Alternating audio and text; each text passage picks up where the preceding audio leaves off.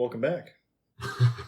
So I dropped the webcam I was using because I realized that I had a much more powerful camera and or microphone in my back pocket, in the form of my iPhone.